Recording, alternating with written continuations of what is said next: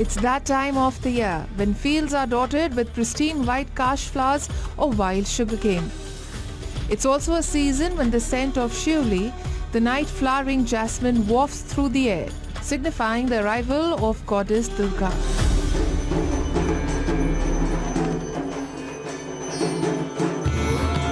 It's a time for celebrations and community gatherings. It is Durga Puja 2025.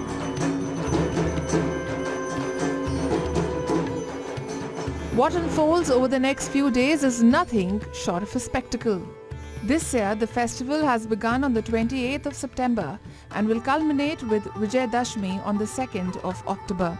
Vijayadashmi or Dussehra celebrates the victory of goddess Durga over the demon Mahishasur, symbolizing the triumph of good over evil. During these 4 to 5 days, devotees offer a variety of Bhog Prasad as puja offerings. So what does the traditional Durga Puja Bhog consist of? Are there different kinds of Bhog offerings? We spoke with food historian Preeta Sen to understand all about Durga Puja Bhog, its origin and its essence. Bengal being completely, it's the most fertile part of India. It's extremely lush and produce was in abundance. And therefore, whatever was the seasonal produce then, the first of it was offered to the goddess. So what was Bhog?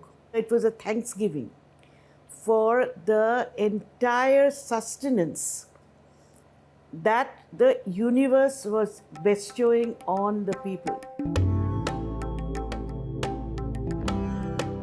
Durga was a folk deity and worshipped by tribal communities, indigenous communities. And slowly she evolved and then came into the Brahmanical fold, where she was appropriated as the mother goddess within the Brahmanical fold. One of the most popular origin stories of Durga Puja is set in the aftermath of the Battle of Plassey in 1757. By defeating Nawab Siraj-ud-Dawla, the last independent Nawab of Bengal, Robert Clive, the British military officer, cemented the East India Company's hold over Bengal. Clive wanted to hold a grand ceremony in Calcutta to convey his gratitude towards the Almighty. It is then that Nabakishan Deb, Clive's close confidant, invited the Englishman to his mansion to make offerings to goddess Durga. Each family's traditions followed their visualization of the deity. It was only much later, in the 18th century, after the Battle of Plassey, that in order to please the East India Company, that Durga Puja became a Zamindari festival. It started off first with a Zamindari household to welcome Lord Clive in, and with much pomp and grandeur. The traditional Durga Puja Bhog offering is believed to be stirred by the 3 schools of rituals in the worship of the goddess. There are 3 schools of Bhog cooking.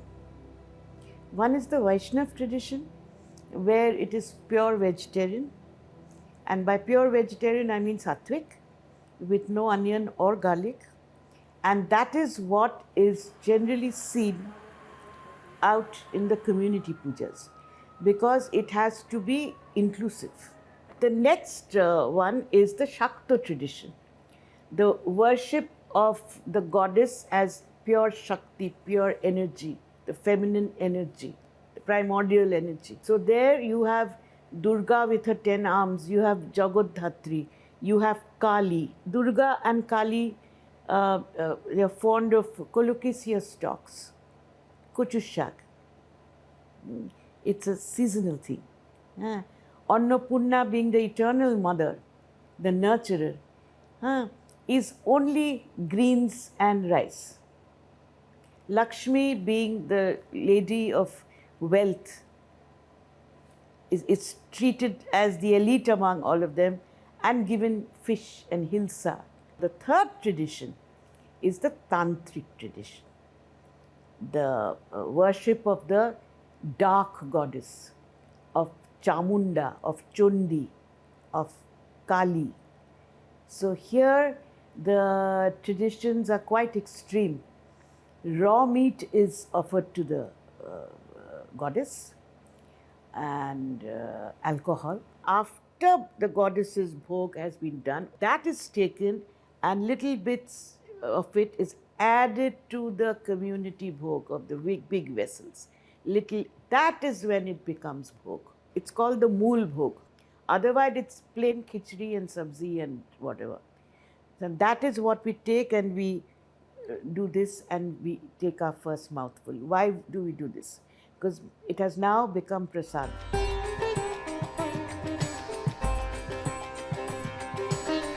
So the khichdi bhog that we find today in the pandals originated from the Vaishnav tradition. From the simple household celebrations, it stepped out into the public domain in the form of community pujas.